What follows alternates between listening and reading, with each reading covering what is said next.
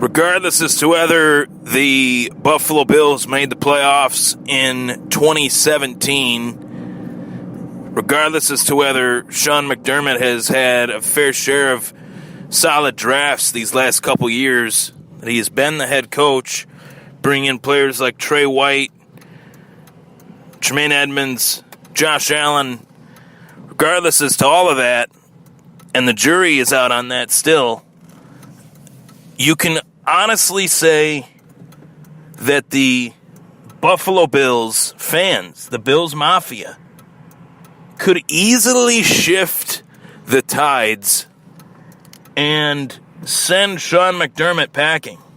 Easily. And I'll tell you how they can do it and why they could do it.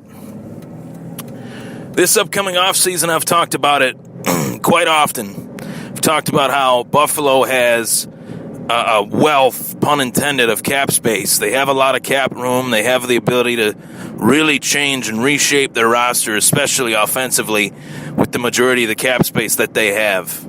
And they will. They don't have a choice, especially after this season. But you have to also throw in, well, they do have that amount of cap space. They do have a lot of money. They will need to make franchise-changing moves in terms of their offense to bolster the weapons around Josh Allen. But on the other hand, let's just say they do that and 2019 gets off to a slow start, so slow that the Bills are 2-7, much like they are now, losing games much like they are now. Bills fans will be calling for Sean McDermott's head, and I'm going to distinguish myself from that group because I don't think that that's right.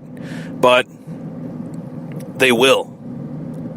They will say, well, this is the process is this.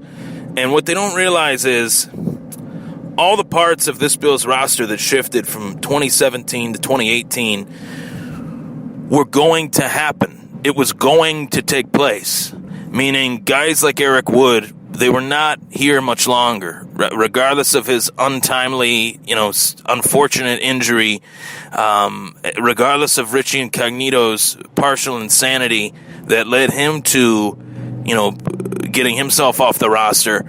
All of those things were going to take place. It was only a matter of time that those things took place, whether it was those things, whether it was just old age being the situation of Buffalo needing to replace those players. And in needing to replace players of that caliber, they replaced them with mediocre talent due to the fact that they had, yes, limited cap space. So, all that being said, it's not as if they have excuses. There's no excuse to put out efforts like they have these last few weeks. There's no excuse for that. There needs to be better play on both ends of the spectrum, on both sides of the ball, and there hasn't been. So for those reasons, I understand why Bills fans are frustrated. I mean, losing 41-9 to the Chicago Bears is not great by any stretch of the imagination, but this is not the best Buffalo Bills. We're going to see a much more on paper improved team in 2019, but whether that plays itself out, whether that becomes a reality, whether that actually happens, remains to be seen. Whether they actually improve or not is a major question on this roster, on this team.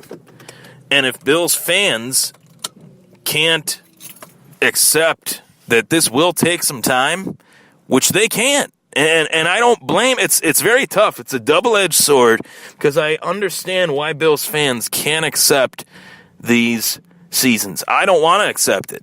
I don't want to see this team do bad. It sucks watching football knowing that your team is not one of the best teams, knowing that your team is one of the worst teams, and not only that, enjoying watching other football games, knowing that these teams are the legit teams and your team is not. Bills fans have had to think this way for far too long, and it sucks. I get it just as much as anybody, but this is not going to fix itself overnight.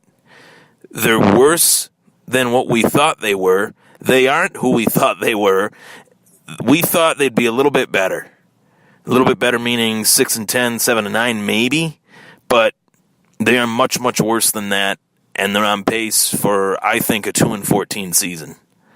And you know what? Part of me just wishes that this season would just play itself out where they lose a lot of games, they get a low draft pick, they have a lot of cap space, and they can just reconstruct their roster as they see fit. But you have to wonder as well, can this regime evaluate talent the way that they perceive that they can?